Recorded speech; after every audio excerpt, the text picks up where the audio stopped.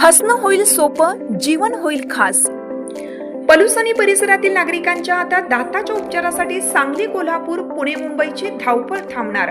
पलूस शहरातील एकमेव अत्याधुनिक दातांचा दवाखाना, जिथे single visit root canal treatment सह दातांच्या सर्व समस्यावर खात्रीशीर उपचार।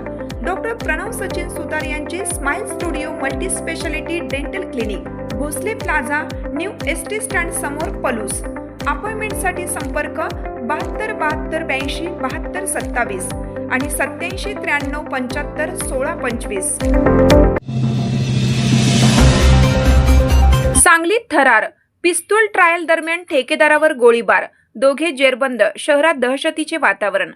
सांगली शहरात गुन्हेगारीने पुन्हा एकदा डोके वर काढले असून अंकली फाटा परिसरात पिस्तूलची चाचणी ट्रायल सुरू असताना झालेल्या गोळीबारात एक तरुण ठेकेदार गंभीर जखमी झाला आहे।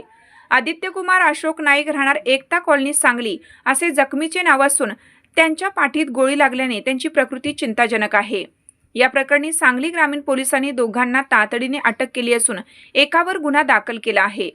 मिळालेल्या माहितीनुसार अंकली फाटा येथे गावठी पिस्तूल विक्रीसाठी काही तरुण आले होते।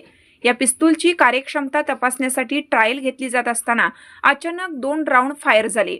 त्यापैकी एक गोळी समोर उभ्या असलेल्या आदित्य कुमार नाईक यांच्या पाठीत थेट शिरली। गोळी लागताच नाईक रक्ताच्या थारोळ्यात कोसळले। त्यांना तातडीने सांगलीतील एका खासगी रुग्णालयात दाखल करण्यात आले असून त्यांच्यावर अतिदक्षता विभागात उपचार सुरू आहेत। पोलिसांनी या घटनेचा तातडीने तपास करत समर्थ गायकवाड, रेकॉर्डवरील गुन्हेगार आणि सूरज भोसले, राहणार मिरज या दोघांना अटक केली आहे। धक्कादायक बाब म्हणजे मुख्य आरोपी समर्थ गायकवाड हा सराईत गुन्हेगार असून त्याच्यावर यापूर्वी मोक्का अंतर्गत कारवाई करण्यात आली होती। तो सध्या जामिनावर बाहेर असल्याची माहिती समोर आली आहे। या प्रकरणात शिवतेज सावंत, राहणार कर्नाळ याच्यावरही गुन्हा दाखल करण्यात आला असून पोलीस त्याचा शोध घेत आहेत। गेल्या महिन्याभरात सांगलीत गोळीबाराची ही दुसरी घटना घडल्याने नागरिकांमध्ये भीतीचे वातावरण पसरलं आहे।